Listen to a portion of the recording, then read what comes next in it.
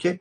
Pendant ce temps, on ne parle pas des vrais sujets. Les grands médias refusent d'ouvrir le débat crucial du McKinsey Gate.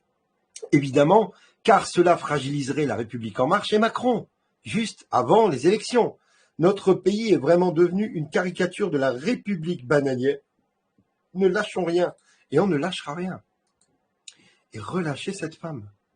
Relâchez Virginie. Elle n'a rien à voir dans tout ça. C'est juste une pathétique ce que vous faites. Pathétique.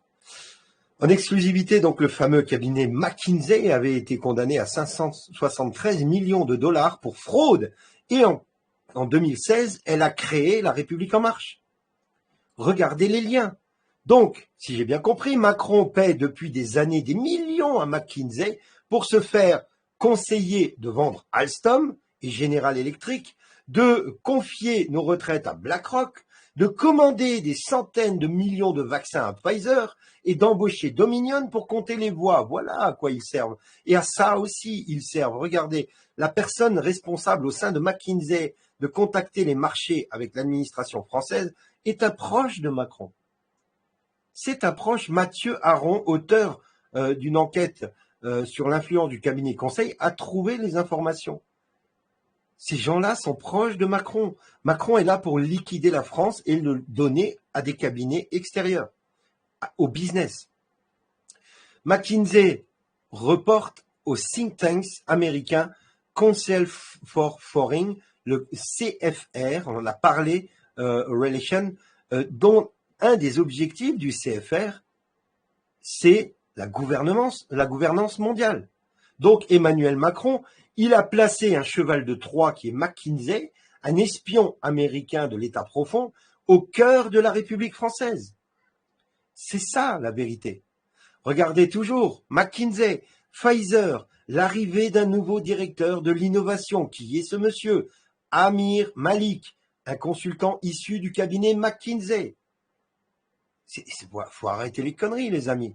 Moi, quand Macron explique que les médias russes, par exemple, font de la propagande, pensez à ça. Tout ça, là, c'est Macron en 2017.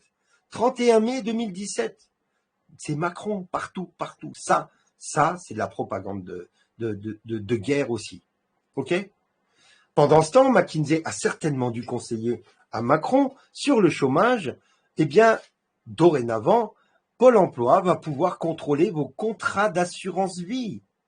Grâce à un décret paru le dimanche 20 mars en catimini, Pôle emploi a désormais la possibilité d'accéder au fichier Ficovi qui recense tous les contrats d'assurance vie souscrits auprès d'organismes français, de quoi renforcer le contrôle des demandeurs d'emploi et notamment des bénéficiaires de l'allocation solidarité spécifique. Il veut encore foutre la merde. Et c'est l'objectif. L'insurrection viendra de plusieurs endroits de la Corse et elle viendra aussi du taux d'énervement exceptionnel du peuple. Par ces actions-là, il fait exprès d'énerver le peuple. Il veut encore les gens les plus pauvres leur appuyer sur la tête et les noyer. Évidemment, ils vont s'énerver. Évidemment, ils vont créer l'insurrection. C'est leur stratégie. Moi, je fais un constat, c'est clair. Encore d'autres choses. Macron prévoit de demander aux collectivités, donc locales, 10 milliards d'économies pour les donner à qui? À McKinsey. Macron va demander aux collectivités locales, donc aux départements, aux villes, de faire 10 milliards d'économies. Parce que lui a dépensé 8 milliards pour donner à ses copains.